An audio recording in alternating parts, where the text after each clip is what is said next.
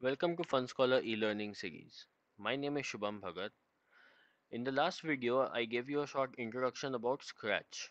In today's video, I'll be showing you all the blocks which are available on the Scratch application. So let's jump to the Scratch desktop. So the section of the Scratch desktop where I'm referring to right now with my cursor is called the block palette, which I had already told in my last video. So in this block palette, you will find many number of blocks of different colors. So today I'll be taking you through all the blocks and what are their functions.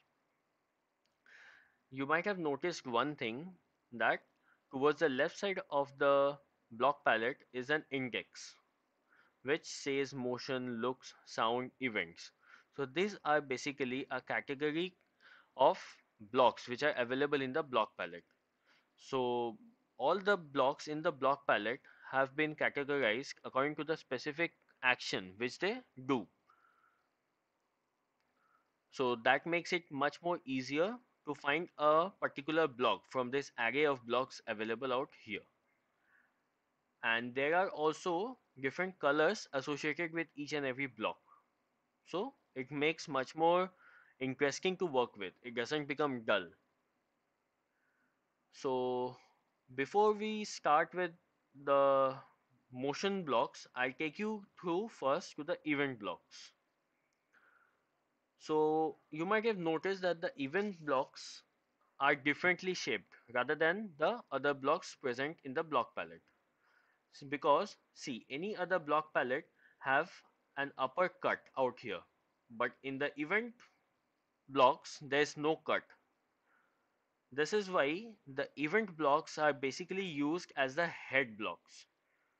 So you have to particularly use an event block before every programming, because that this block will be working as a head of your programming.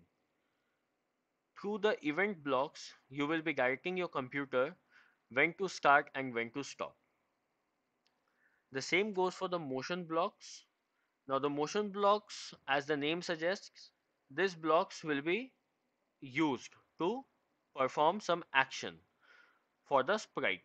Now if you want the sprite to move around in the stage area, you have to use the motion blocks accordingly. Now the looks block. If you want any sort of a visual representation with the sprite along through the stage area, you have to use the looks block. And if you want to add any sounds, you can even use the sound blocks. As of now, we will be only covering the motion, looks, sound, events, and control blocks. The rest of the blocks will be on hold as of now. After completing certain number of programmings using these uh, blocks, I'll be going to the bottom blocks like the sensing, operations, variables, and my blocks. So I hope you are clear up till motion, looks, sound, and events. Now I'll tell you about the control block. So control block is basically used to control the action of the sprite depending upon any other situation. Let's say if you want a condition to be put on your program that only if the sprite reaches at some particular position, it will reverse its direction. So you have to use, for this sort of a situation, you need to use a control block. And there are many other ways in which you can use a control block. Let's say for the repeat block, you want a particular action to be repeat for n number of times. So you will be using the repeat block.